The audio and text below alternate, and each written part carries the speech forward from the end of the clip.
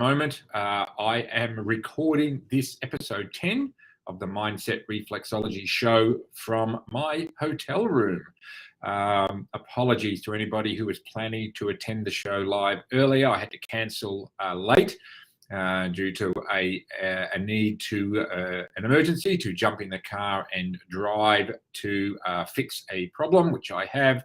And now I am booked into a hotel here in Melbourne and going to record the episode straight live to LinkedIn and live to YouTube. And I'll post the link back over from YouTube later on as well. So I've got the episode in front of me. I'm going to jump straight to my running sheet and my notes and go through it. It's a fantastic subject matter, learning to succeed at trading by living in the present moment.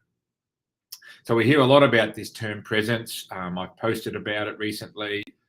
It's becoming part of mainstream discussion about what does presence mean as far as living in the present moment. Well, when it comes to trading, it is super, super important that we develop the skill of living in the present, which is a mindfulness skill. And I want to talk about this in more detail today. So let's dive in. This is episode 10. So my first starting point would be to ask if you've ever noticed that you just keep running into a brick wall. You're on this road to success, a road to winning. You know how to trade, but you keep hitting it and it's out of nowhere, right? You hit this brick wall and you don't know where it comes from. Well, today, I want to talk about winning by being in the moment, okay? And why that is so important. Because it's very difficult for your emotional brain to do that. Your emotional brain is built to be looking into the future, the short-term future. It's looking for patterns that are dangerous. When we were preyed upon, we were a preyed upon animal back in our prehistoric days, and that is still there. I know I mention this a lot, and I want to emphasize it, is we still all carry that emotional brain from when we were a preyed upon animal in our prehistoric days. And it comes to visit us in the form of that ancestral mind every time that we take a trade, every time you're in a trade, every time you face uncertainty. And all of a sudden that brain, that ancestral brain from the caveman days, it projects, it sees, it perceives, and what it's looking for is trouble. It's biased to look for trouble, okay? Get it? I mean, it's really important that we get that our brain is biased. It's built to look for threat and trouble. Now, it's kind of like this. The great Mike Tyson, the great boxer, once said, everybody has a plan until they get hit in the face. The same thing happens to traders. We keep running into that same brick wall. You know how to trade, but the problem is you're sitting there and guess what? You hit the same problem over and over, time and again, and it never changes. Why is that? You've been hit in the face, hitting that brick wall, and suddenly everything flies out the window and you don't know how to trade anymore. How often do we all go through that? And you just go into basically this emotional hijacking out of our emotional brain. And suddenly it's short-term survival. That's what it's all about. And my question is, what's the brick wall that you keep running into? To answer this question a little better, first of all, you have to understand what the thinking brain thinks about. It's thinking about planning and producing a great future. It's thinking about, I am rational. I can think through the process. I dream. I imagine all this stuff. I see what's possible in the long term. So that's our rational brain. Meanwhile, your emotional brain, the one that you brought from those ancestral caveman days, has a completely different agenda. It's thinking about your survival right now, survival of the organism that's you. Not this great human being that you are now, but survival of the organism. And what do you think happens in the face of uncertainty? Well, you probably guessed it, I hope. It's that it's triggered to vulnerability, because uncertainty to the caveman brain was like, I predict death. I predict bad things. That vulnerability produces confusion, and confusion just overrides everything, and it instantly produces chemicals into your bloodstream instantly. Everything's hijacked and everything's shot down to the amygdala into the fight-flight process. That is exactly what's going on during the trading process for most people. That's just what happens. That's the huge difference. One is thinking of the future, rational. The one in control, emotional, is just surviving in this moment right now. So you can see the evolutionary psychology basis of what we bring into trading. It's not like you can avoid it, right? You can't ignore emotions. You can't stuff them down. And you know why? Because of this. Is that actually an emotion is a response to any change that happens in the environment, in the markets. So anytime there's changes, there's automatically emotional responses. They're automatic. They're outside of thinking and they're already in your bloodstream. As I said, that chemistry is instantaneous, 0.003 of a second. Instantly, those chemistries flood the bloodstream before the thought can get to the rational brain. So who do you think wins that game? It's pretty obvious, right? So you're looking at it and going, whoa, how do we get these opposing forces, rational, emotional, to start talking about it, to cooperate better together? The very first thing, if you were to bring the emotional and thinking brain together into a reunion and discover, is that I really need a partnership. I can't ignore the emotional brain's presence. It's been there since the African savannas, right? 6 million years ago. It's been evolving over time. It's always there. And it's with me. And, those caveman days from past, and it's with me today. And the moment I hit that confusion, the moment that I hit that uncertainty, it kicks in. The only question is, can you cool it down? Can you calm it down before it hijacks rational thinking? Excuse me. The question is, of course, I hope you're thinking, well, yes, I can, hopefully, Ash, but how do you cool it down? So in my work, I teach emotional regulation. That's essentially your breathing, your muscle tension, your heart rate. Because what you discover is an emotion is actually a BAP, which is a biological action potential that governs coordinated action between the organism, that's you, the trader, and the market, that's the environment. That's what the job is. And anytime there's a perturbation, anytime there's a change, emotions show up. And what happens is that literally out of that comes your thinking mind. So your thinking mind is produced through the emotional mind. Okay? So what we need to understand is that all thinking is emotional state dependent. That's 100% normal, 100% of what evolution produced. It's not bad. In fact, it can be good. It has been good in so many other parts of life. But in trading, it's not. It's not something to be avoided, right? Or even to be worried about. Awareness and understanding of it provides us with our great opportunity to work with it, to create that partnership. So we've got to bridge this gap, right? You've got to bridge what the thinking brain can currently do, and it's pretty wimpy, to be honest.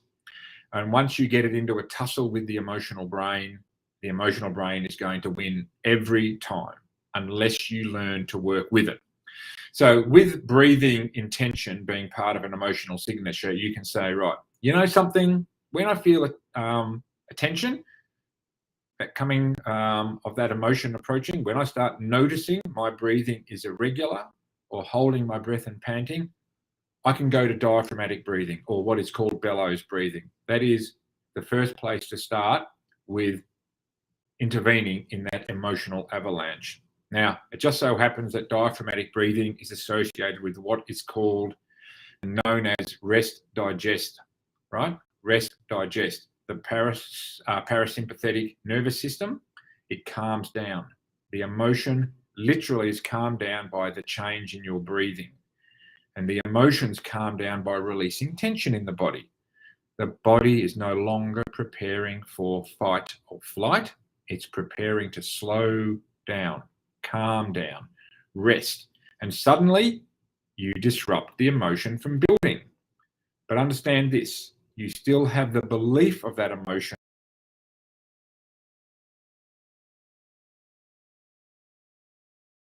operate from that space much more effectively. So, okay, what does that mean? Well, if you look at your trading account, you take a look at its health.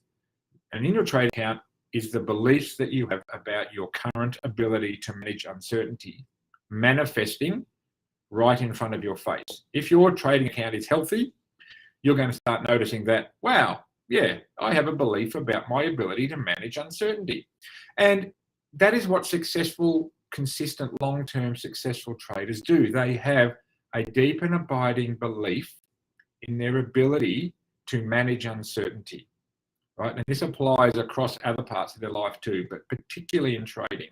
And it's not something that you can fake through, simplistic thinking processes. It's something that you need to work over time as an implicit belief that shows up under the stresses and uncertainty of trading, right? And what you're looking at is, in the past, you've been trying to control an outcome. You've been trying to control things, probably in your entire life, that you've been able to do pretty well, which you can in a lot of other things in life because you've got the time to think them through.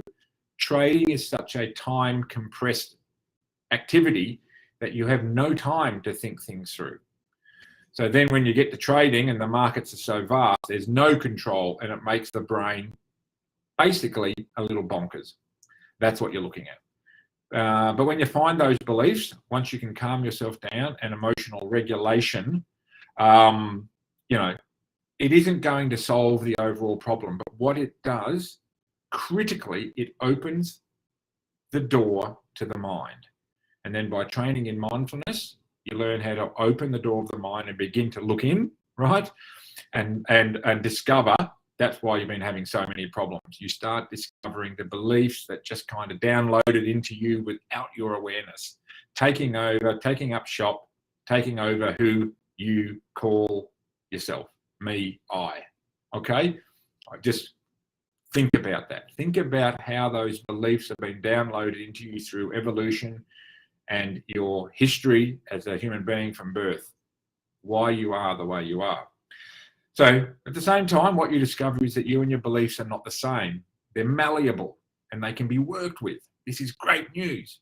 And that's where you really begin to change and say, you know what? I can alter the way I engage with uncertainty. It's a really big thing, folks, a really big thing.